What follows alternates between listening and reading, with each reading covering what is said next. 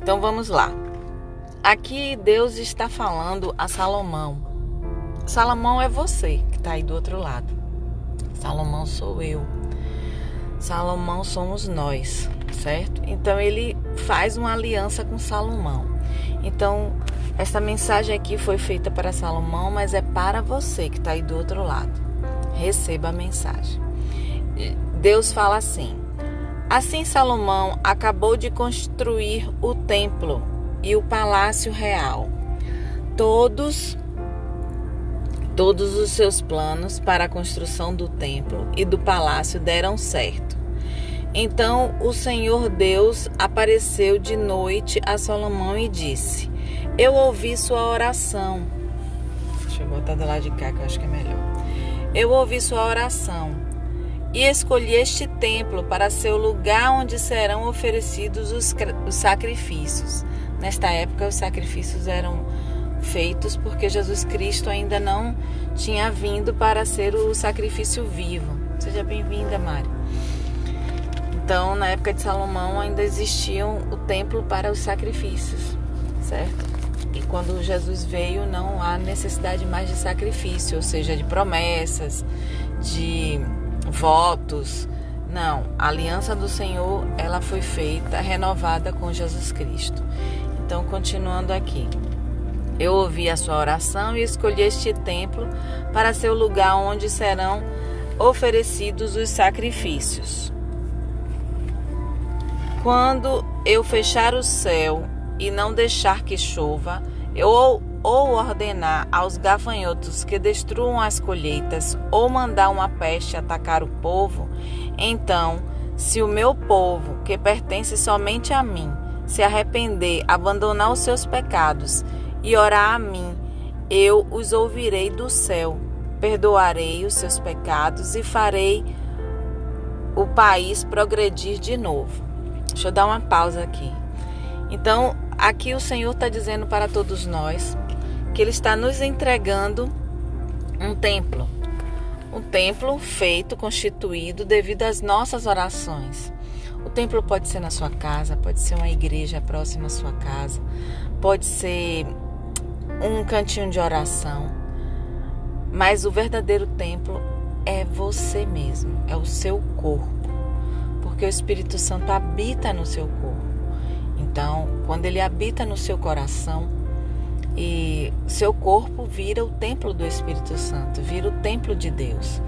E assim Deus quer dizer que Ele te deu, Ele constituiu o palácio real, o templo divino, né? Porque o seu templo, que é o seu corpo, ele precisa estar em concordância com o que o Senhor expõe, com o que o Senhor ensina, com o que o Senhor está nos ordenando. E uma das ordenanças que Ele dá aqui é que o povo precisa se arrepender, né? Se arrepender, abandonar os seus pecados e orar a mim. Ou seja, orar a Ele, em primeiro lugar, é pedindo perdão, clamando misericórdia. Senhor, eu não consigo me desvencilhar, não consigo viver sem esse vício, sem esse pecado. Então, Senhor, por favor, faça por mim, porque eu sozinho não consigo. E Deus faz, pode ter certeza que Deus faz. Se sua oração for incessantemente, não por vãs repetições, não como uma oração repetida, não, mas de todo o coração, dizendo: Senhor, eu não quero mais isso para mim. Fala comigo, faz comigo, Senhor, tira de mim isso, e Deus promoverá tudo. Nem que Ele tenha que, como Ele falou aqui, nem que Ele tenha que fazer chover, nem que Ele tenha que fechar a porta do céu, nem que Ele tenha que ordenar gafanhotos que destruam a colheita, mas Ele fará por ti. E como Ele fará? Ele está dizendo aqui para todos nós podermos arrependermos dos nossos pecados. Aí ele diz aqui no versículo 14: então, se o meu povo, que pertence somente a mim, se arrepender, abandonar os seus pecados e orar a mim, eu os ouvirei do céu, perdoarei os seus pecados e farei o país progredir de novo. Aleluia!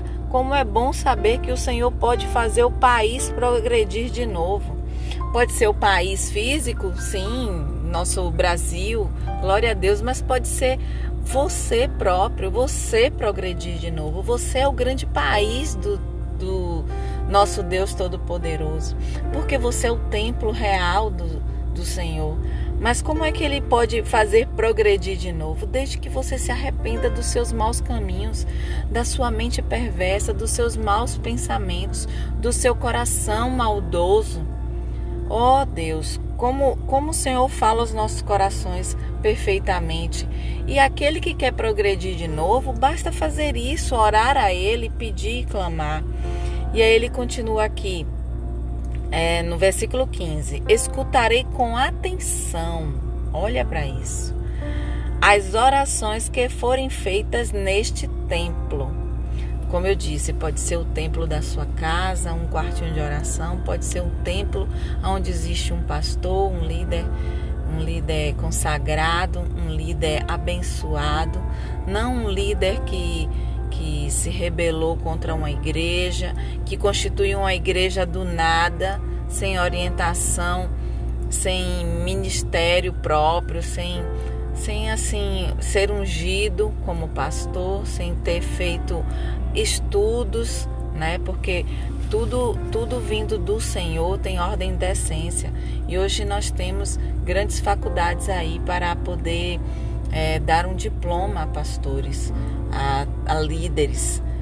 São líderes capacitados, não somente através do espiritual, mas através do físico, através da inteligência, através do estudo. Porque senão não haveria o estudo. Deus não deixaria aparecer o estudo. E o estudo veio para capacitar muito mais o espiritual, né? Senão nós não estaríamos com isso aqui, com a Bíblia Sagrada. Nós estudamos de dia e de noite para que o Senhor possa nos capacitar. E quando existem os mestres, né? Recente agora foi o dia do professor, o mestre é para nos orientar também, é para nos fazer diplomados. Então, que você possa escolher uma igreja que esteja com pessoas sem mácula, sem algo tenebroso que venha a sacrificar, né, as suas próprias orações, que venha a destruir os seus caminhos com o Senhor. Você analise antes de ter um líder. Observe se ele veio abençoado de outra igreja, se ele tem instrução, né, verdadeira, se ele tem um diploma, se ele é batizado. Eu conheço pessoas que seguem líderes que nem batizados são. Misericórdia. A carga que você carrega nas costas é muito grande, muito grande. Então, busquem verdadeiros templos do Senhor, feitos em excelência, que o Senhor está ali habitando, mostrando maravilhas. Continuando aqui, 16. Pois o templo que escolhi separei para ser o seu lugar, onde deverei ser adorado para sempre. Eu tomarei conta dele e sempre o protegerei. Se você é um verdadeiro templo do Senhor, Ele te garante que Ele te escolheu e separou você para que o nome dele seja adorado através das suas atitudes, através da sua vida, que as pessoas possam ver o agir de Deus. E ali Ele tomará conta e sempre protegerá a sua vida. Você é o verdadeiro templo do Senhor. Começa com você, começa com a sua casa, começa com a sua vida. No 17 ele diz assim: e se você, Salomão, ou seja, como eu disse aqui, quando ele se referia a Salomão, ele está falando sobre a sua vida. Receba. E se você, Salomão, me servir fielmente, como fez Davi, o seu pai, e se obedecer às minhas leis e ordens, e fizer tudo o que eu mandar, então eu firmarei o seu poder como rei, cumprindo assim a aliança que fiz com Davi, quando lhe disse que Israel sempre seria governado pelos descendentes deles. Ou seja, ele está dizendo e afirmando o reinado de Salomão ao lado dele, né? Confiando a ele, desde que ele faça o quê? que ele obedeça às leis e ordens e fizer tudo o que ele mandar. Faça isso, experimente isso. Obedeça ao Senhor, faça por Ele, para que você veja as maravilhas que Ele vai dar. Ele vai te dar um reinado, Ele vai te dar uma liderança, Ele vai te dar uma prosperidade, Ele vai te dar sonhos realizados, Ele vai te dar tudo. Mas nós precisamos nos arrepender dos nossos pecados, dos maus caminhos, dos pensamentos perversos, do coração perverso, para que nós possamos atingir a vitória em Cristo Jesus. E aí ele diz aqui, no versículo 19. Mas se vocês, seu povo, deixarem de me seguir, se desobedecerem às leis e os mandamentos que lhe dei, e se adorarem e servirem outros deuses, então eu os arrancarei da terra que lhes dei. Ele vai arrancar a gente da terra que Ele está nos dando, a terra próspera, a terra abençoada. E também abandonarei este templo que separei para ser o seu lugar, onde devo ser adorado. Aí todos os povos vão desprezar e zombar do templo, que agora é tão glorioso. Todos os que passarem por perto dele ficarão chocados e perguntarão: por que foi que Deus fez isso com esta terra e com este templo? E a resposta será: foi porque os israelitas abandonaram o Senhor, seu Deus, que tirou do Egito dos antepassados deles. Eles seguiram outros deuses e adoraram e os serviram. Foi por isso que o Senhor fez com que toda esta desgraça caísse sobre eles. Você quer alguma desgraça para a sua vida? Você quer alguma desgraça para o seu templo? Para a sua casa? Para a igreja que você frequenta? Para o trabalho que você trabalha? Não, né? Eu acredito que não. Então, busque ser o templo genuíno do Senhor Jesus, do Espírito Santo de Deus. Ouça Ele, obedeça seus mandamentos e ordens e faça tudo o que Ele mandar. E arrependa-se de todo o mal que há na sua vida, de tudo que anda ao seu redor. Se arrependa de todo o coração. Não sou eu que estou falando, mas é o Espírito Santo que está clamando para que você faça isso, para que você tenha uma vida vitoriosa, uma vida com sucesso. Porque o Senhor garante, Ele te dará o reinado que você precisa, Ele te dará o casamento que você necessita, Ele te dará a família abençoada que você tanto sonha. Então, obedeça, faça, não é sacrifício nenhum, sacrifício era no passado. Jesus Cristo veio para se sacrificar por todos nós. Nós precisamos somente tomar uma atitude, uma postura para o reinado do Senhor. Esta é a mensagem que o Senhor nos deu neste dia.